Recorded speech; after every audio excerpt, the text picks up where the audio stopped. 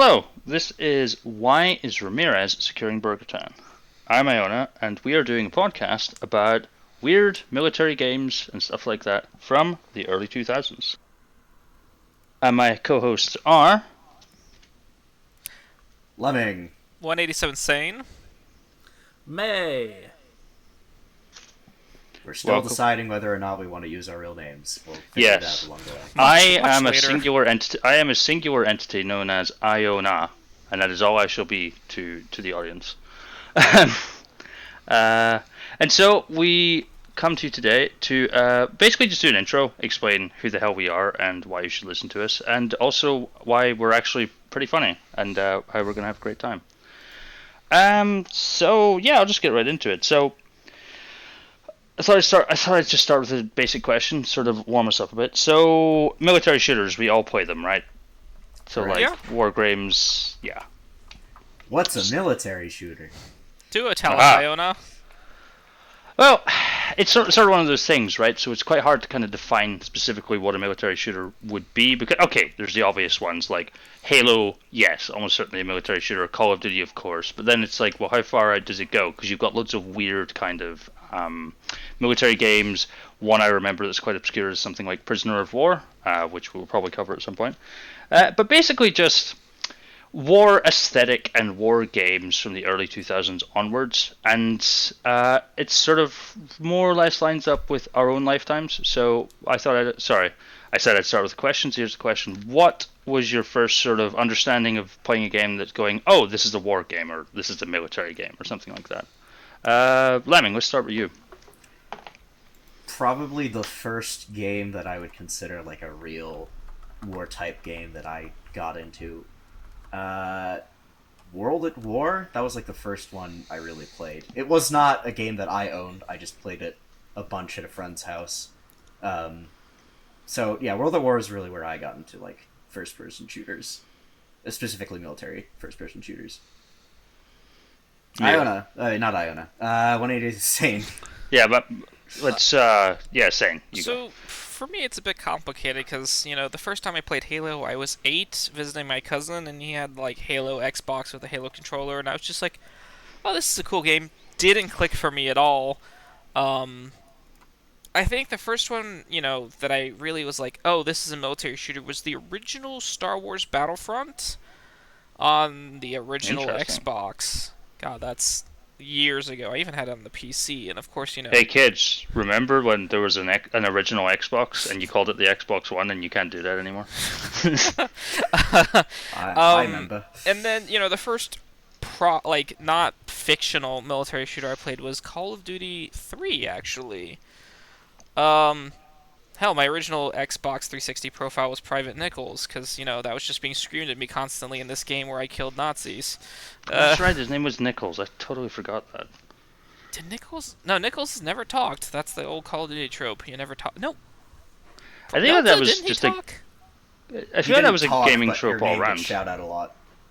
No, you don't talk Right. in Call of Duty, do you? I don't remember. Well, we'll figure it out as we review those games. Yeah. As I remember, the first COD you could talk in was, God, like Black Ops 1. Anyway, not important. But, yeah, that's interesting. So Call of Duty 3 for you? That you sort of knew was like a war game. It was specifically. more based in our reality rather than fiction. I mean, the I first get you, yeah. serious military shooter would arguably Republic Commando for me. On the original Xbox again. God, that was a hard game. And May, what about yourself? First off, y'all are cringe.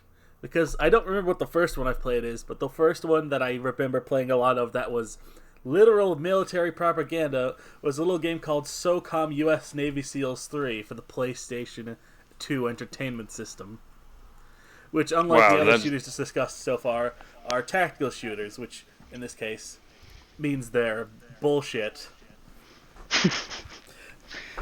And also, That's quite a mouthful of a name. yes, in SOCOM US Navy SEALs, because they're bullshit, you play as the US Navy SEALs doing things in countries. How many war crimes per minute? Not The war first- crimes. the That's first- the whole the Yeah, point. super important. What do they call it? Extrajudicial work, I believe.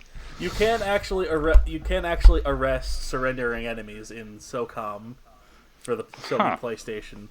That's a bit inaccurate, isn't it? Something the Navy SEALs are well known for. It's arresting sad that enemy the only other combatants. games I can think inaccurate. of that you can do that with is True Crime Streets of LA and fucking what's it called? I can't remember, but it's one of the Battlefield games. You I can think do the that. more inaccurate thing is that you rescue hostages without killing them. Hey, that's Yeah. the spez. Also, no, the I'm kidding. third area of the game is in Poland, for some reason. The Spetsnaz, known for their great hostage situation management. Yes. And of course, Poland, known to be super welcoming to the Spetsnaz at all times. Okay, for me, because I still have to do mines, but I mean, it's honestly pretty. It's kind of the same as everyone else in the sense that first one I really remember is COD 3. I probably played stuff before, but I remember as a kid, for me, it was more like watching TV and media like that had military stuff. I don't know if any of you guys are familiar with Ultimate Force. Hi, I'm Iona. I'm the Scottish one. So I'm the only one who's not an American here. But yeah, it was a lot of stuff on TV in the sort of post 9/11 hellscape, I guess. And of course, I didn't know what any of that really meant. But it was COD 3. The first one I really enjoyed though was COD 4, and it's what you'd expect. It's holy shit, this game is genuinely pretty awesome, and also it's basically propaganda. And I must have been about 12 when I first played that. The thing I remember about it was, for some reason, I came away from it thinking, man, the US Marines are so cool. just basically swallowing it hook, line, and sinker. And also being obsessed with guns. I see And you then, two ate crayons. yes, I ate crayons big time. I actually ate pencils in school, that's not even a lie. So I basically did my own weird British shitty version of eating crayons. And besides that, when it comes to military stuff sort of early on, no, I think the COD games were kind of the first ones. And I remember not liking COD 3 when I first played it. I remember thinking it looked shit. But to be fair, I had the PS2 version. Yes, that version. It's honestly the same as any other, except with a worse frame rate, and it looks like dog shit. But I mean, by then it was long in the tooth, so, you know. So, early 2000s games. Gonna do a quick interstitial here. I know we're in the middle of recording, sorry. Check my notes.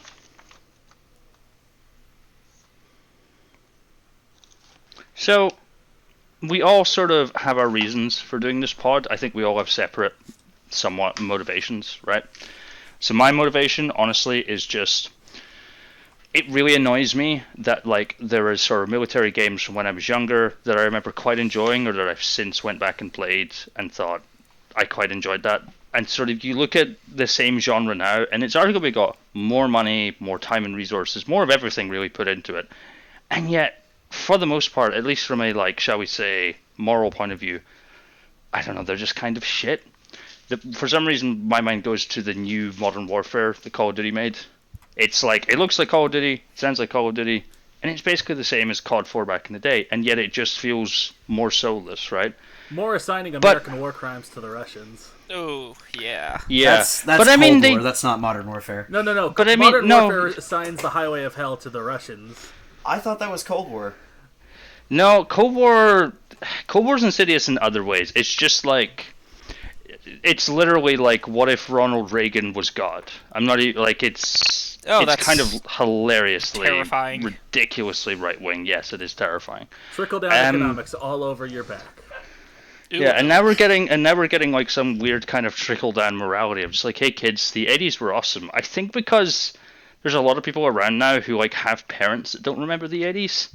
And we're sort of getting this new breed of person who just like buys all these shooters and probably doesn't think twice about it. I have relatives who play games like that, like who just they don't see what we see, I guess, which is just like no, there were war games before and they were weird, but they weren't necessarily, shall we say, this barefaced about it. So you're saying it's the goddamn millennials. No, I'm saying it's the goddamn Zimmers, actually. I'm not. I fucking hate generational shit, but. Yeah, there's something to that from the perspective of game developers. So, like, again, we're leaning on Call of Duty a lot in this. But, I mean, to be fair, our podcast is literally called Why is Ramirez Securing Burger Town? And we will answer that question. Don't worry, we will answer it. We will eventually do Modern Warfare 2, and we will explore this directly. But it is a sort of question of, well, those games were made by like groups of people who maybe thought the game might fail. Now, they probably didn't think Modern Warfare 2 specifically that would happen, but they made it thinking, we actually have to try. And now that they have more money than God, it's just all kind of gotten a bit long in the tooth. And we're sort of looking down the gun barrel of just like a world of endless growth. And like, not to kind of date us a bit, but like the amount of shit you see with NFTs now apparently getting involved in games. We're going to get into politics and ideology a bit here. I kind of want that to happen because I think it will like hasten the death of like this weird sort of microtransaction culture we have in games. But that's my take. What do you guys think of all that? I didn't even know that was... I don't think it'll kill it. But go ahead, Iona. One of you is saying. I didn't even know that was a thing, but I was wondering if I could get into like why I wanted to posit this, join the podcast, this specific podcast, other than being one of its co-creator cooker-uppers, if that's all right with everyone. Because Iona, co-corrupter of the youth, long-winded through the evil art of podcasting. I just want to point out, do any of you play Arma? Yeah. No. I'm about to. Unfortunately. Oh, thank God, Lemming, you understand my pain. Yeah. We'll get to Arma at some point, but like, there's not much to talk about in terms of single player content. So but we will get to it. For me, why I wanted to do this podcast is heck, our first episode was even going to be titled "The Ethics of War and Are There Any?" But we've probably backed off from that for good reason. But is war ethical flat out? No. You can create a sin eater out of war that creates a better world, but that's something we'll explore hopefully later. Definitely when we get into like World War II shooters. But B, there's a lot of bad tactical and like armament inaccuracies that just piss me the hell off because frat bro gaming culture, as I call it, like you're that guy who's like, no, they wouldn't have that, they wouldn't do this, no. And as I with kind all of love that things, about Russians autism. having Tavors in the middle of Virginia. Speaking of Call of Duty Modern Warfare 2, like, also, how the hell are there that many Russian paratroopers? When in Russia, even to this day, pretty much your meal, if you're deployed away from base, is probably going to be sleep. I mean, they're just doing a really based version of the Russian sleep experiment, Sane, clearly. They're eating all the corpses you left behind in No Russian. Oh, God. Yeah. Oh, God. But, at least in our Prime universe, that these are my things. When it comes to Halo, all the tactics are pretty sound because you're a Spartan in super armor with shields. I don't have much to complain about there. Republic Commando, fun fact, they hired Special Forces advisors and did some amount of mocap, I believe, off of like how actual Special Forces stack up and enter things. I remember watching that video. So tactically, Republic Commando, from like just how Special Forces 4-man squads operate, very realistic. That's something weird, but like you have games like Call of Duty with multiple millions of dollars, and the AK-47 is still the mainstay of the Russian army. Like they don't have the AK-74M or the AK. The It's essentially 1979 in the Soviet Union forever. Yeah, in Call of and Duty games. Apparently, according to Call of Duty, it's we'll get there. I'll have my piece on that, and don't even get me started on Battlefield 1. Jesus. Oh, yeah, you and I are going to have talks about that because I fucking love Battlefield 1, and I have my defenses of it, but yeah, fair. The Gallipoli campaign was the only one that I felt was even remotely realistic. Okay. Lemming, what are your sort of reasons for doing this pod? Hi, I like media analysis, and I find history fascinating. So, I am not really a person who likes to delve into kind of the morals of war, mostly because there aren't any. They don't exist. It's not everything that can happen, and similar to what Sane said, you can create a better world out of what happens after a world, but you are not going to create a better world within that war. Are you saying mass organized violence is bad? Maybe. What Hot is this take woke of the century, liberal agenda? I find it fascinating the way that, like, military shooters kind of feed off of pop culture, especially with film. which I think is something that Stuart Brown of the Ahoy fame kind of does really well. When he's Oh talking yeah, about specific also firearms. formerly known, we should state, as Xbox Ahoy. He does not go by that anymore, but that's how I think a lot of people will remember him. But yeah, he did like weapon reviews for the Modern Warfare games, right? Yeah, and like currently he does histories of like weapons now and their depiction in video games and media. So I kind of find that dichotomy a bit fascinating for things that are not weapons, such as how we remember conflicts and their effects on, history as a whole.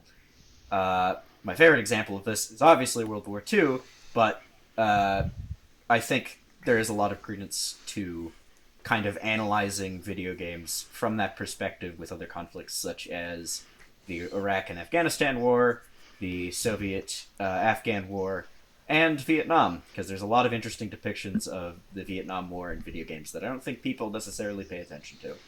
So hopefully we'll get to cover all of those at some point over the course of this podcast. Yeah, I will say to anyone who does that thing, which I must admit I don't do, of like listening to a pod, you start with the first episode and go forward. I'm gonna be completely honest, I don't fucking do that. Okay, I don't know. I don't get people who do when there's like a really long pod, but you do you. And also, please listen to our podcast.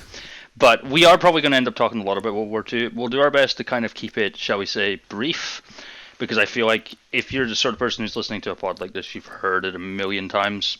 But yeah, it's probably going to come up a lot because, let's be real, World War II shooters were kind of in vogue for a while. In fact, can't remember which one of you was saying that like your first sort of exposure to war games was World at War. That was kind of, if anything, the death of the World War II shooter, because it was good, but like you didn't make too many after that. And yeah, it's sort of, there'll be this sidelong glance at kind of real world conflicts and how games kind of essentially use them as a putty box to like, make their own version of reality, if you like, within their games. May, what are your motivations for doing this pod? Justifying the fact that I've played Call of Duty Final Fronts for the PlayStation 2. That is a valid reason. No joke, part of my reasoning is, well, I've just spent this last week almost 30 hours now playing Halo, a series I did not grow up with in any capacity, so I also weirdly kind of have that motivation. And also just, to not waste my time playing games for nothing, I guess. At the end of the day, my hope is I do not ever want there to be any sort of global conflict or anything again, and at the end of the day, though, I want to teach people that think that there are people who think war is like Call of Duty.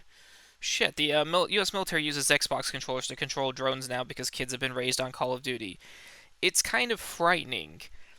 I don't like that, but also I want people to understand, again, war isn't good. War shouldn't happen. Frankly, I think there's only like 2 times a war could ever be justified: stopping a genocide.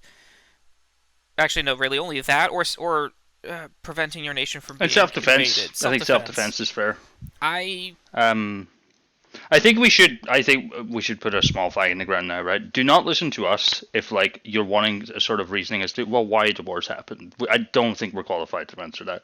There are better podcasts hosted by much more intelligent people that can tell you about like why wars start, why they persist, things like that, right? I don't think it's our place to answer that question. I think you should take it as given that wars happen, and it sucks. I can tell you how World War I started. An ostrich got shot by a Serbian. A man eating a sandwich, although Yes. that's actually a myth. But yes, wars are started by sandwiches, ostriches, and failed art I'll have students. you know, I'm a sandwich truther. Sandwiches caused 9/11, this is true. Sandwiches can't melt steel beams. Although they can, as it turns out, you can sandwich the Twin Towers. Osama bin Laden did prove that. Oh, no. I firmly believe that Makarov did Halo Reach. I cannot prove otherwise. And that is a joke that only you and I are going to understand, saying nice one. Until we get way later into this podcast, viewers will have multiple questions. Yes, we're establishing lore early, yes. Already getting meta. I love it. And I guess started to lead away from that, despite all of our, if it's not fucking clear by now, we're not fans of war, generally. War is bad, guys, as we've already said. So, why do we enjoy war games? I think I'll just quickly go over my stuff because I think everyone can tell by this point. I talk a lot. Um, I think part of it is, I guess, I don't know how to phrase it, percussive feedback of the sense of just like, and I've spoken to like American gun owners who talk about this. I'm British. We don't really have access to guns in the same way, but like, shooting guns is cool. I don't really care what anyone says. I think that is true.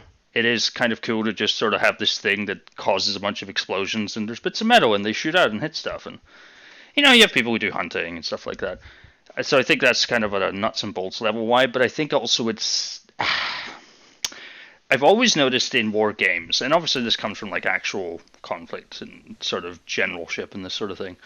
Um, they call them theaters, a theater of war.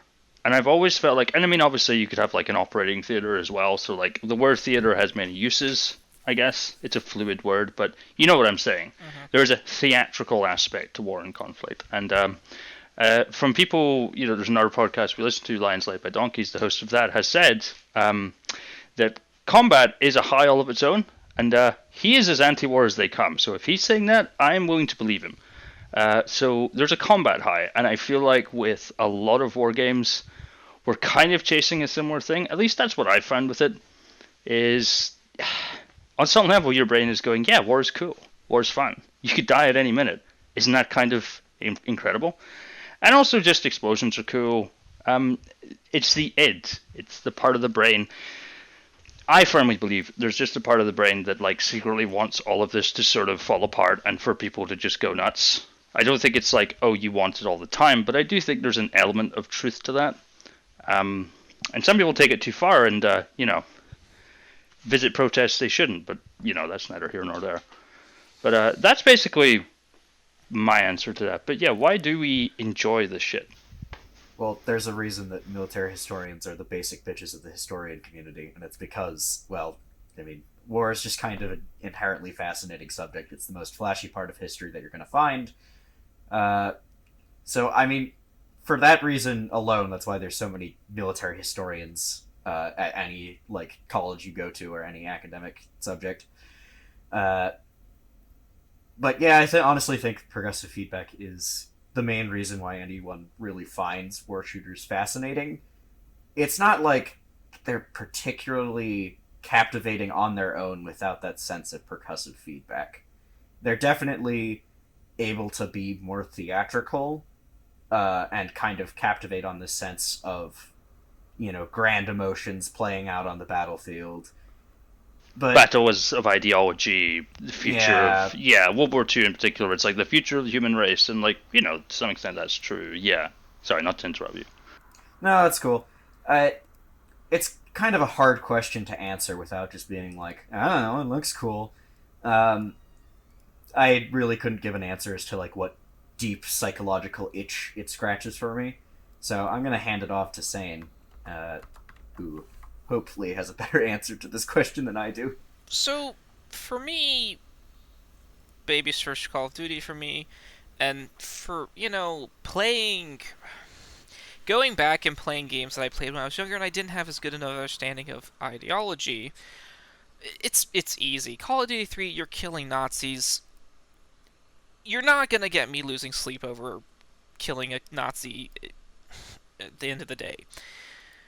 We get into, and that can be a story told through a lens, but World War II is very easily a war where America, bad. Nazi Germany, hell of a lot worse.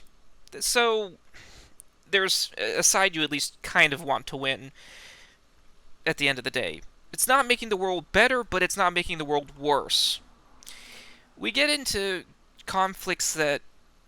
games about conflicts that started when I was growing up. Like, I was in the first grade when 9/11 happened.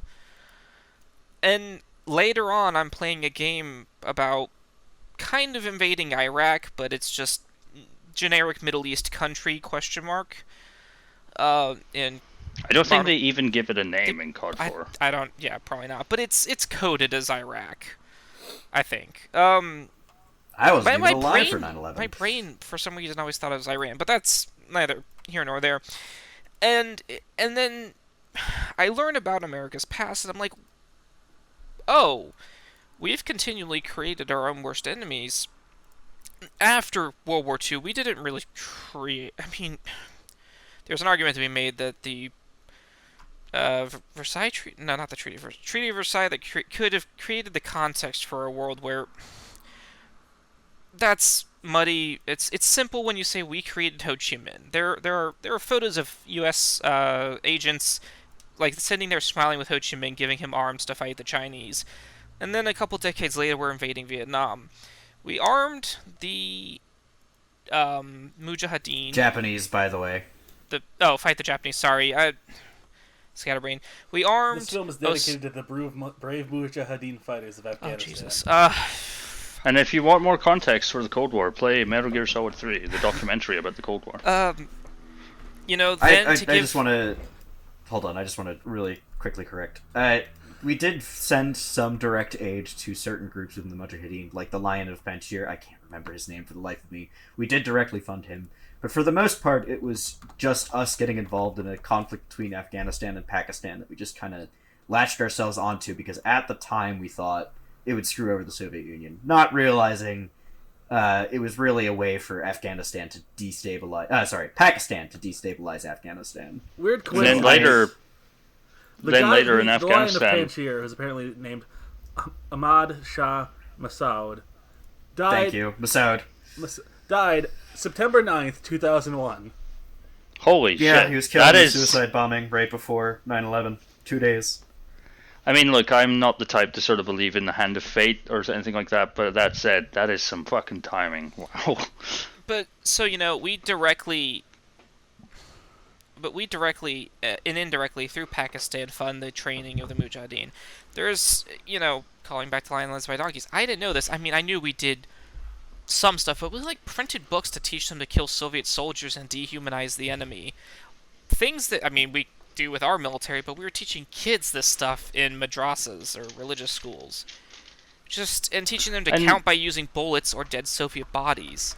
And to bring it back sort of the game's so sane for you, what sort of, there's obviously an argument to be made, and we'll get into it, of how that same instinct of let's teach these people we don't really care about, but who we want to win against, these guys who like the Red Army or whatever, how to make war, how to propagandize, how to think less of their enemy, right? How do you think that ties back to kind of games and why we enjoy them? Because we all are obviously not sympathetic to, shall we say, the American line on things when it comes to foreign policy since World War II, things like that. How do you think it all ties together? Why do you enjoy this stuff? Well, just to kind of it's bring like us back I was trying to get to. Earth a It's bit. just me now that I'm older and I've learned more, analyzing what I know through a lens of these games I used to enjoy. Like some parts of Star Wars are based heavily off of Vietnam in the Clone Wars. The Republic Commandos are essentially like Green Berets. Going and watching Modern Warfare or playing Modern Warfare, it's like, okay, yes, but what caused this? Because you're just kind of dropped into Modern Warfare, and we don't know context behind what was going on. I think why my the guy favorite was getting overthrown. It just kind of is thrown into happening. Yeah, I think my favorite way of sort of showing this is, and I ask this to the listener, is when you play Call of Duty 4 again, as I sometimes do, and if you're like me and really enjoyed that game, is just ask yourself, so what happens before Call of Duty 4?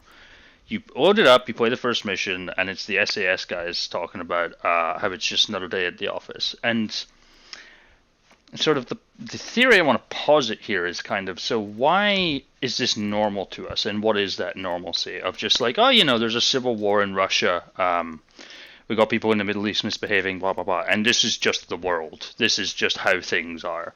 And it's how did it get like that? But before we do, just because we haven't asked her yet, May, why do you enjoy these games? Monkey brain number. Number go up. You like the bang bang and the shooty shoots? I crave violence. Well, We all at least crave you're violence. honest.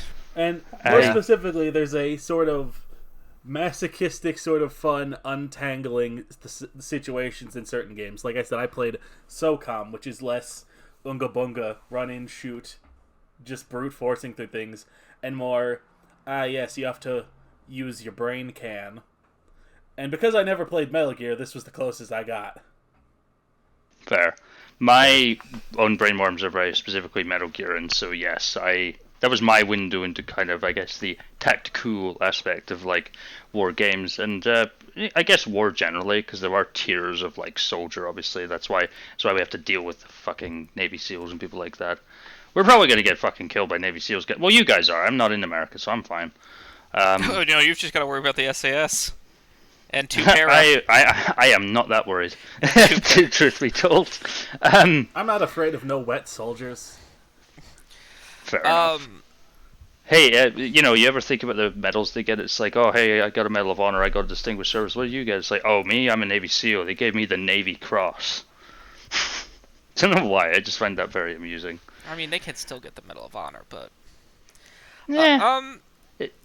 Before, just I wanted to say, Lemming, you were saying about gunplay. I think you hit on an important point there of like, what good military games are there that isn't like a strategy game or whatever that has bad gunplay or like gunplay that's not very interesting? And honestly, this whole time while we've been talking, I've been trying to think of an example, and I can't think of one. They all have to have some element of like percussive feedback, as I said. And I think I actually can think of a few. There's a Civil War game. God, it was better like not a be History Darkest of Channel Days. licensed game. Don't you dare oh shoot not at god, Darkest of that Days. I know the It's game not you're Darkest talking of about. Days. It's not Darkest of Days. The gunplay in that is kinda. It's mad. It's This not is the very game good. from like It's- 06, right? I think it's for the PS2. It's not Darkest of Days. Okay. I will tell you right now, it's not Darkest of Days. Okay. I was gonna say, is it the History Channel one? It's the History Channel one. That's what I said. I literally said it's sorry. the History Channel one. Sorry. We're doing a God damn it. podcast saying, god damn. Like that doesn't have very good gunplay. Oh God, what's like another one? There are Honestly- some COD games, like a lot of the early Medal of Honor games, and I know this is gonna be a hot take. Their gunplay isn't that great. It's not as tactile as it would like it to I be. honestly- It's pretty mediocre. I honestly believe until World at War, you don't really have good gunplay in COD games. I'm- Or World War II games generally, in my opinion. So, because This is I Call Unless of it's Duty like 2 Sniper Elite. slander. I'm I have committed slander right now. I'm gonna say the best in terms of like actual gunplay and some amount of realism that isn't too realistic is the horrible game in terms of like people you end up playing with that is like of the Rising Storm, because you have to adjust for ballistic drop, and it's more intuitive than it has been in the later Battlefields. Yeah. Oh god, I played Rising Storm too. I'm terrible at that game. I'm not bad, but like I don't like the community around it. You can achieve super that is speed if you There's use a it. lot of racism. A lot of people weirdly named Ben Shapiro are lot just of- slinging around 88 in chat. Go question A mark. lot of racism online in these games generally, and like Yeah. I think I should also put up a big paint on the wall and kind of say here that I think all of you, right, it would be fair to say, played PC games, correct? Correct. Like, for the most part. Okay, It's so bad on console too. Let's get that straight. no, that's fine. Yeah, it's just pretty much until very recently, and I do mean very recently. Pretty much my only exposure to these games were on console, and I'm not saying it makes a huge difference, but I do think it can help explain why there's some differences in, like, for example, like I never played games like Rising Storm. Mil sim, or if you like, what's a good way to put it? Sort of hyper quote unquote realistic Hey, shooters, like Insurgency. even stuff like Insurgency, or like the World War One games I quite like, Verdun and Tannenberg. Until those games sort of became console available, I basically never played them. I never played anything like that. So for me, what is and isn't realism was always kind of a weird question, because I'm like, oh, Battlefield, it's more realistic than Call of Duty. Now, I would have said that when I was like 16.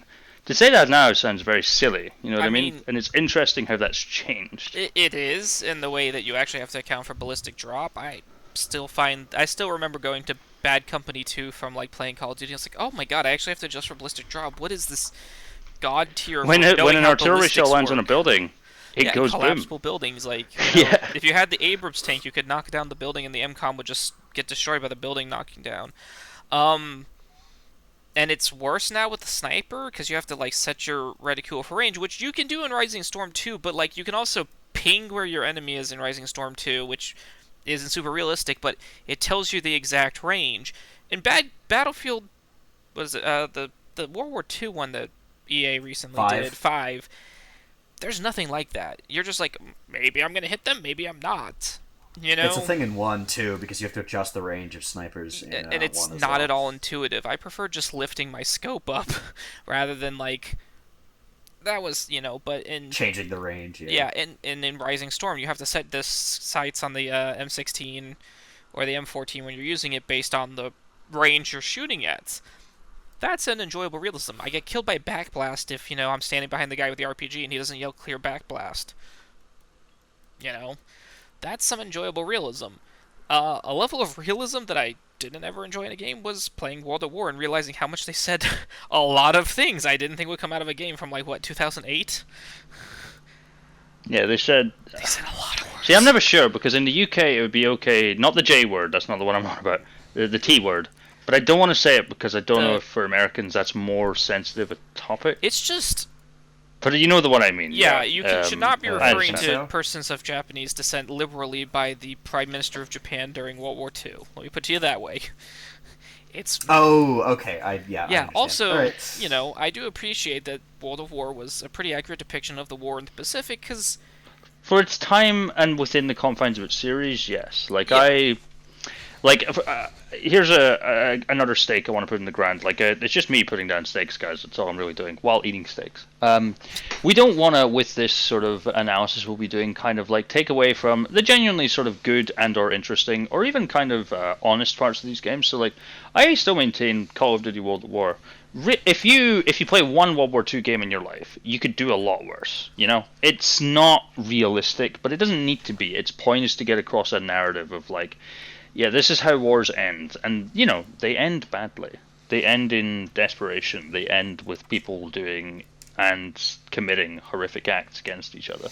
I will say, if you're going to do any justice to any kind of time period where that kind of language exists, you're only doing a disservice if you do not portray it honestly. One of my biggest problems with the film Gods and Generals, which if you're not familiar, is... Ron Maxwell's second film. You might be familiar with Gettysburg, but in the entire film, no one says a slur. For clarity, sorry, an American Civil War film. An American Civil War film. I should say things like that because not everyone listening is going to be American and quite understand stuff like that. So sorry. Sorry, but we as Americans, when we say the Civil War, we're talking about our Civil War, not necessarily the war of northern aggression. Oh, you shut the hell up. the world's first collective gamer moment, yes. But anyway, one of the biggest issues I have with that film is in terms of the epithets used, only Northerners say them, and it's a pretty lost cause film, for other reasons. But that's definitely something that's not accurate at all and does a disservice to the history it's trying to portray. So I don't necessarily take issue with World War II shooters or any shooter depicting the past using those kind of epithets, as long as it's not clearly an excuse for someone.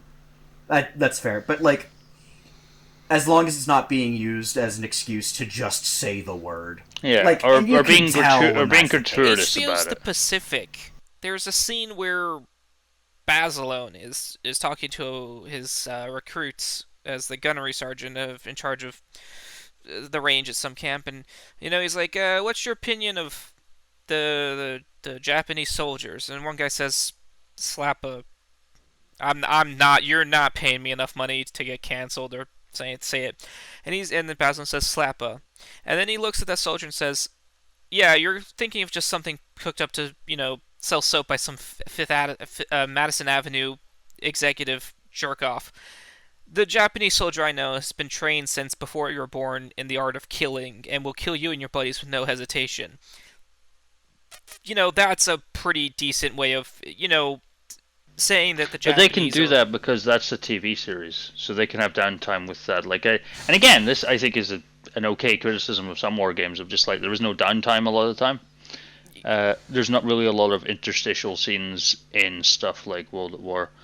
And honestly, I think if there's something that's always annoyed me about games like this, sort of depict try to do something towards depicting the reality of war. Whether that, and when I say reality, I should be clear. I mean like a reality of a certain aspect of the war. So like, I would say World at War, as an example, is a good take on this is how wars end, not with a bang, but with an extended violent whimper, shall we say. Is that they're kind of constrained by their medium, right? By being a video game, and so there's got to be bang bang shooty shoots and maybe cutscenes in between that don't last very long. They're kind of limited, right? Like it's that old joke about how Metal Gear is like a movie, and like don't get me wrong, it is, but like it has the same problem of just like how do we do gameplay and story segregation? And that's something we can explore, I think, because I think the way war games use those is telling, because there's like accepted conventions of how to deploy them, and then there's games that just honestly kind of don't even try and just go from mission to mission, and then you get stuff like say for example the game Verdun, where there is no like cutscene or downtime, and it's basically multiplayer only. All you do is like kill each other.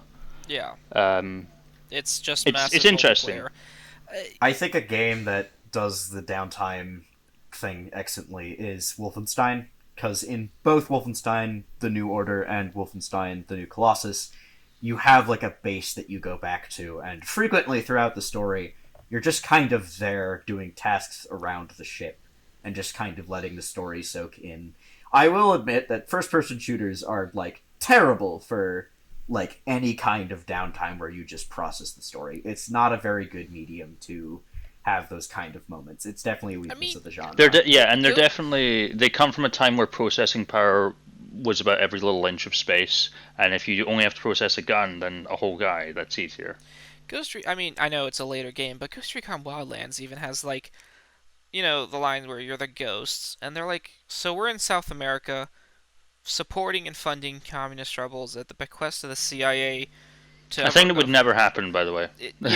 To overthrow, a drug cartel that's controlling the thing, and then the head of the squad's like, doesn't this sound a bit familiar? Like even in Ghost Recon, this is something we'll get into later because I know we've planned it sort of loosely, but like. We definitely have. I definitely have an in-depth plan. A huge map of Eastern Europe with waypoints. I absolutely do. In Ghost Recon, they take the time to like take the piss, as UK people would say, out of their own story, because it's just and explain that like it's not quite absurd, but all I'll give World at War is it is a good depiction of the war in the Pacific. It's like, there's only one Call of Duty World War II shooter where the Russians aren't involved. It's 3, right? Yes, it's 3, because you get the Poles instead. So, just to kind of follow what you were saying there about, I think part of the reason I want this podcast to start with early 2000s-ish games and then slowly move forward, because we will eventually cover stuff sort of later on, and even stuff that's like current at the moment. Like, for example, I want to do one on Warzone, for example, because I find that interesting as a concept, is that as time has went on, and as people like ourselves, for example, have learned more about the past, learned more about like sort of how history has played out, and just in general kind of the hangover from stuff like 9/11, stuff like the Bush, then Obama presidencies, and of course the Trump presidency, right? For people who care about this sort of thing, as these things have played out and we've sort of, the world has become more contextualized for us, I think a lot of our media has kind of had to play ball. And I think you start seeing this in the early 2010s, and it's just kind of kept going from there. And there's sort of, it seems to me there's like two approaches now, is that you sort of try and do a more straightforward and honest depiction, or you just pretend none of it is happening. I can't speak directly to this, but I have played, it's in my head because I've been playing a lot of it over the last 2 weeks. It seems to me that the Halo games have very much like started out kind of the opposite, where they were like, oh no, yeah, this is a metaphor for the real world, like, aha, it's about fundamentalism, it's about, I wonder what that could mean, hint, hint, it's Islam, kind of stuff, right? Which is a bit of a overgeneralization, I will admit, but you know what I'm saying, about like, you can tie it into real world conflicts. The first game came out in 2001, right? Like, Halo is an interesting kind of cross-section of that. And you compare it to now, where I don't think there's any kind of connection to the real world that I can pick up anyway from playing some of the later Halos. But no, the ideology, as you've discovered, gets deep into. Yeah. Again, sorry, it's just because I've been playing a lot of Halo recently. That's the only reason I keep going back to that. But Sane, May, it feels like we've not heard from you in a while. Do you have any sort of thoughts on this about like how games have changed over time, stuff like that? Not necessarily that, but regarding World at War's... It is the World at War episode, guys. We're going to have to call this the World at War episode. I'm half joking, but... Pacific. There's a quote I'm going to paraphrase from Noah Caldwell-Gervais on YouTube in their video, The Complete Call of Duty Single-Player Critique, parentheses for PC, about the film Letters from Iwo Jima. When even Hollywood's most conservative director, the guy who played Dirty Harry, is looking at this and saying, whoa, maybe there's both sides to this situation. You know that there's a real fuck ton of complication involved.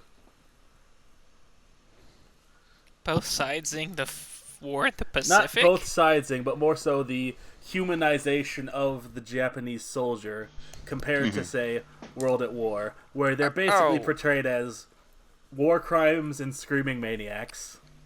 Yeah. I think that's a fair criticism. Not and every also, Japanese soldier did war crimes. A hell of a lot of them did. But I mean, the Americans did as well. That? We could do this for the rest of time, but I think that's a good criticism. I'm pretty sure the only guy with Japanese guy with lines in World at War that isn't combat barks is the guy in the beginning doing the torture. And he gets killed, doesn't he? Yeah, he gets strangled. No, he gets stabbed. They do a. I mean, the Japanese in World at War are caricature. I'm not gonna pretend like that's the war in the Pacific. Yeah, they are pretty caricatury. It came out in 2009 as well. It was made at a time where you could get away with that. This is more jarring, especially because in this game they make an effort to humanize the Wehrmacht in comparison in the Russian campaign. With faux choices you have of whether or not to. Oh, do you revel in the violence by killing them brutally, or do you show mercy? And you have funny you mentioned that because I played as I've mentioned already, I only really had access to console stuff, and having played the console version, it seems to me there isn't really a choice there. They almost always get killed anyway, and so when people tell me, oh yeah, the choice in like World at War, I'm always like, what choice? Like, exactly. I'm not even saying as a critique, but like, it's more, I didn't even notice it, and even on repeat playthroughs, I struggle to notice that like there's a choice. It's not Metal Gear with the like, well, if you try really hard, you might not have to kill anyone. It's nothing like that. Like I don't know. I feel like World at War with the the European campaign, it does a more or less good job. It definitely, the most it does is have Chernov go finger wagging at the end after he gets gamered. So I was playing that.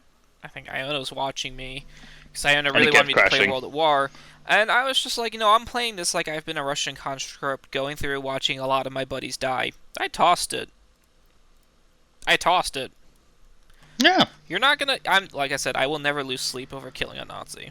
But I mean, it's also like, I think for a lot of players, it's probably not that deep a question, right? It is just like, well, fuck it. I want to see the burning animation, and then you're disappointed to find it's just a weird splash effect. But I mean, that's a 2009 problem. I think we've. What the fuck is this? Far Cry 2? Far Cry, another series we'll have to cover. I think we've more or less kind of given you a sample, listener, of what kind of stuff we'll be going into. Because I think. I mean, obviously, time permitting, but I think all of us could probably talk about this all night, right? I'm getting that sense. And yeah. Go back and forth on it. Yeah, I think... is there anything else you guys kind of want to bring up, or like stakes you want to put in the ground about like, here's what we want to do with this pod, here's what we're not going to do? Because I feel like I've made myself pretty clear, and I also don't want to like waffle on too much.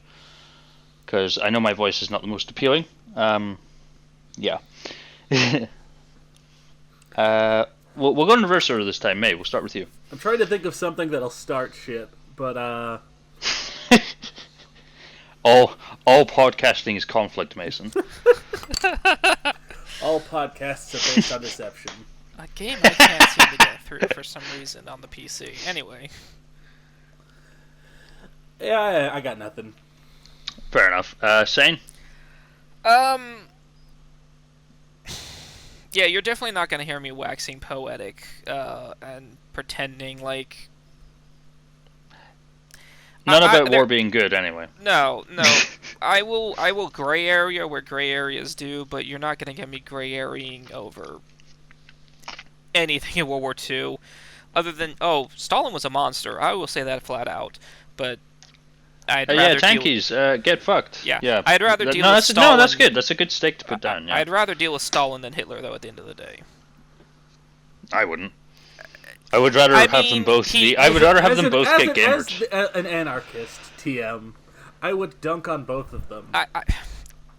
I know there. I'm basically an anarchist about as well. 5 inches away from Stalin joining the Axis power, but thank God he didn't. Okay, they should because choke on anyway, right? Mustaches. Okay, World War II, got it. Yeah, World War II is bad, guys. Lemming. War is cringe. We're not here to offer any Oh, God damn it! Give me 1 second. World War II's calling. They don't like what you have to say about him. Oh shit! It's the NKVD. It's World War II, the nebulous concept, the guy. It's Reznov calling. He's very upset. It's Call of Duty World War II himself here on the podcast. We're off to a great start. The very professional that I forgot to disable my alarm, or at the very least turn my ringer off. Anyway, I'm just going to make it very clear. There's probably not going to be that much research done for this podcast. You're not getting unless it's something that we feel definitely needs sources cited. I'm so glad you said that, because I was afraid too. Yeah, probably not going to be what we do. Obviously, we'll try our best to be truthful, and if we do feel that something needs citing, we're going to. And we're also probably not going to offer any hot takes about certain conflicts or work to uncover the secret truth about World War II, because most of the time when leftists do that, it falls flat on their face. Yes. See Twitter. Yeah. Any leftist discourse about the Pacific Theater on Twitter is terrible. And excuse me, the Japanese army were composed of people of color, so that whole thing was so racist. Did you know that? Hey, excuse me while I fly my B-29 back over Tokyo. Jesus, okay. So, yeah, we're probably not going to go in that direction with this podcast, but who knows? We're also probably not going to do any war crime apologia, especially for later conflicts past World War II. Yeah, because it's pretty fucked, man. And that goes for both sides. Oh, so we when committed we're talking war crimes. about, I'm not going to pretend we didn't. Hence my comment I just made about flying a B-29 over Tokyo. Oh, we committed plenty, but yeah, I'm not. I'm not. But also, we're not add on to both what Lemming's sides. saying. Oh, Sorry. go ahead. No, sorry. Let me just finish it. Well, we're not going to both sides conflicts. We are going to talk about what the other side did, and sometimes that might be negative. See, for example, the Viet Cong's treatment of POWs. It's bad, no matter how you slice it. Hey, I'm sorry. Hey kids, who wants a bamboo? But manicure? to be absolutely 100% clear, we're not fucking historians. We're not historians, and we're not fucking historians. Okay, so we can't get stuff through bedroom chatter either. Unfortunately, that's We just may how or it may goes. not own a Jane Fonda body pillow, but that's beside the point. Yeah, I may or may not own the American Serviceman's pamphlet for operating inside Britain in World War II. But that aside, it's actually a good book, by the way. Everyone should read that. Yeah, we're not historians. We're not fucking citing sources and stuff here. Obviously, we're gonna do research. I will do my best with that. I do not want to be dismissive, but as I think you've probably gathered at this point, we're sort of here to fuck around. We all have a lot of takes that we want to get out, and also, quite frankly, the way I would put it, we just want to do the homework on some of these games because I think even some of the more bland releases of war games in the past, there's something interesting to talk about in them, and maybe we'll broaden out our scope. Maybe we'll eventually do stuff I don't know, fucking I don't even know, stuff like Overwatch or something. Not Overwatch specifically, but you know what I mean. We may branch out, but we're gonna start with a focus on war games specifically, and stuff that the makers of those games would classify as a war game, right? We legally have to cover Agent Under Fire, though, because that's what spawned this podcast. We will cover Agent Under Fire. We'll maybe do when we get around to doing bonuses. We'll maybe do that because there will be bonus episodes where we kind of go outside the box as this continues. If it does continue, if the IRS does not shut us down, those bastards. IRS. Is James Bond circumcised? The longest thread in forum history closed after 2,855 pages of debate. Is that serious? And also, we're probably That gonna have can't to be real.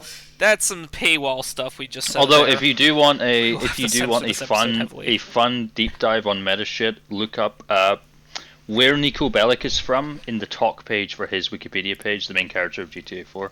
Total aside, but like if you hate this podcast, you hate the whole idea of it, take that away. Go look that up now. The Nico Bellic naming controversy. It's fucking wild. But I think we've more or less covered all the ground we wanted to cover. After a lot of editing. I'm trying to think of anything finishing. Oh yeah, right. I have. GTA 4 counts because Nico Bellic served in the War TM. So that Yeah, you know technically a what? I think military it kind of shooter. does. They're listening to No, it, but you know oh, those. no. His thing is literally that he witnessed war crimes and then went to Liberty City. God damn it, May, you're right. So, So yeah, GTA 4 is now in our purview, which I don't mind because I love GTA 4. But yes, there's a lot of ideology in Grand Theft Auto.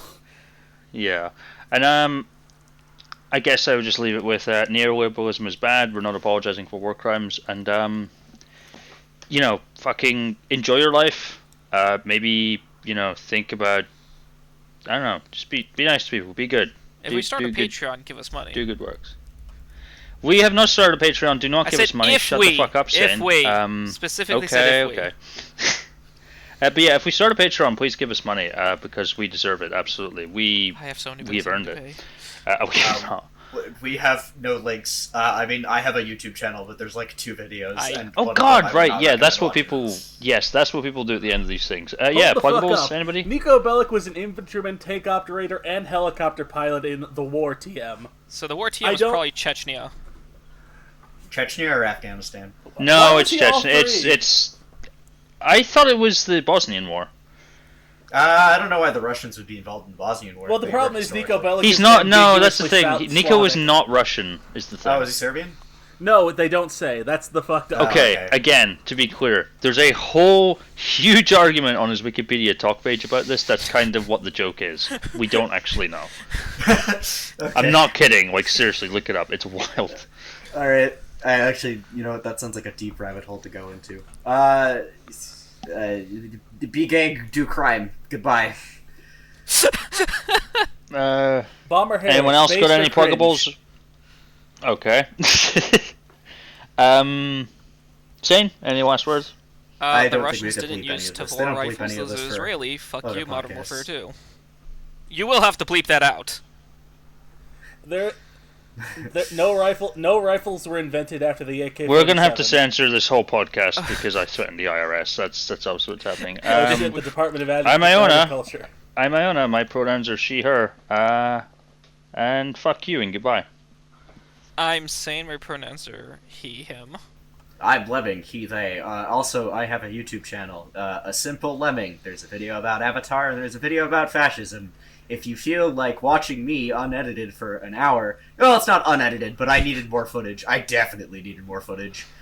You can watch that, but I'd highly recommend you don't, and you just watch the Avatar video instead. No, listen to this podcast instead. Re-listen to it so we get more listeners. I mostly do May- model train content when I'm not podcasting now. May, any pluggables? Send all your hate mail to fuck@hotmail.com. All right. That was why is Ramirez securing Burger Town? I hope we answered the question about why Ramirez was securing Burger Town. I know for a fact we did, and we did not talk way too much about World War II and the game Call of Duty World War. We're gonna need Fuck scripts. you and goodbye. Bye!